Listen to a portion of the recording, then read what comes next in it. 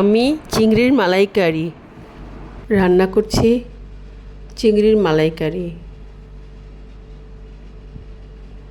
ফ্রিজে মালাই আর নারকেল দুধ ছিল, তা চিন্তা করলাম চিংড়ির মালাইকারি রান্না করি। যদিও আমি প্রফেশনাল ভিডিও করি না, আমার ভিডিও করার স্ট্যান্ড স্পিকার সবই আছে, কিন্তু এসব লাগিয়ে ভিডিও করার সময় আমার কাছে নেই। আমি হাতে মোবাইল নিয়ে ভিডিও করি, আবার রান্না করি। সো প্রফেশনালভাবে ভিডিওটা তৈরি করা হয়নি, কারণ আমাকে দ্রুত রান্না করতে হবে। রান্নার সময় অনেক ঝামেলা থাকে, তাই এক হাতে মোবাইল আর এক হাতে রান্না করছি। মালাই দিব চিংড়ি মালাইকারিতে। চিংড়িটাকে হালকা একটু ভেজে নিয়েছি আর সামান্য মশলা দিয়েছি।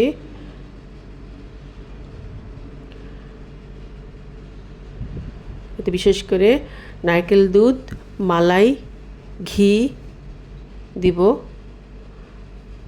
পেস্টটাকে ব্লেন্ডার করে নিয়েছিলাম।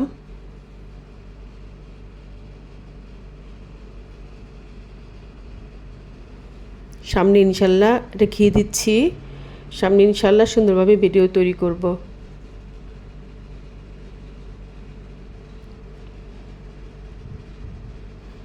কারণ ক্যামেরা স্ট্যান্ড অন করে সব করতে ঝামেলা লাগে আমার কাছে, সময় সাপেক্ষ ব্যাপার। এই জন্য দ্রুত রান্নাও করি, সাথে হাতে মোবাইল আমার, যার জন্য ভিডিওটা সুন্দর হচ্ছে না। ইনশাল্লাহ আশা আছে ভবিষ্যতে করব এভাবেই, কারণ রান্না করার সময় অনেক ঝামেলা থাকে, কখন স্ট্যান্ড লাগাবো আর কখন কী করব।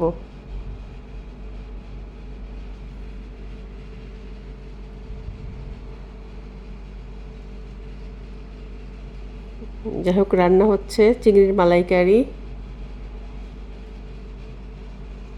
পেঁয়াজ আর কাঁচামরিচ ব্লেন্ড করে দিয়েছি, আর বাদাম বাটা দিয়েছি, সব রকমের বাদাম, আর মশলা বেটে দিয়েছি।